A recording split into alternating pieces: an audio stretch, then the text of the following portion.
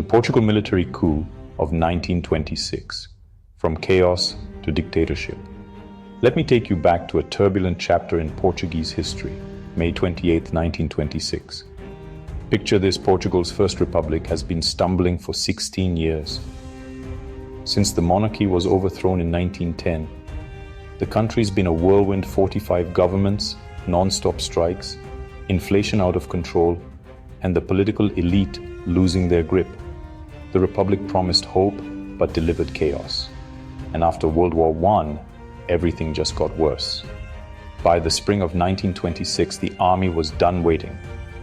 Conservative officers, including General Gomes da Costa and General Oscar Carmona, were convinced that only the military could restore order.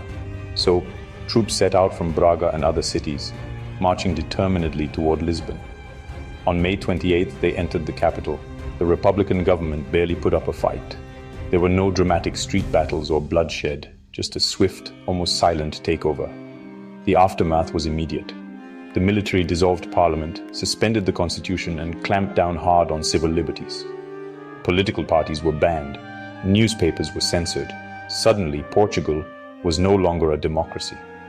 General Oscar Carmona took over as president, a role he kept for a staggering 25 years. But the real shift came in 1928. Enter Antonio de Oliveira Salazar, a university professor turned finance minister. He was a quiet man, but fiercely determined. His economic policies impressed the generals, and by 1932, he became prime minister. Within a year, Salazar had built the Estado Novo, the new state. This was no ordinary government. It was a corporatist dictatorship, opposition banned, secret police watching everyone, media tightly controlled. Salazar's style: calm, methodical, and relentless. Under Salazar and Carmona, Portugal traded chaos for stability, but at a steep price: nearly 50 years of authoritarian rule. It wasn't until the Carnation Revolution in 1974, a peaceful military uprising, that democracy returned to Portugal.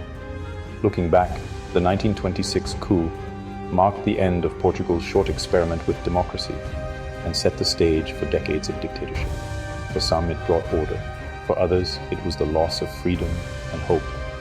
Either way, it was a turning point that shaped Portugal's destiny for generations. Thanks for watching. If you want to explore more untold stories from history, make sure to subscribe.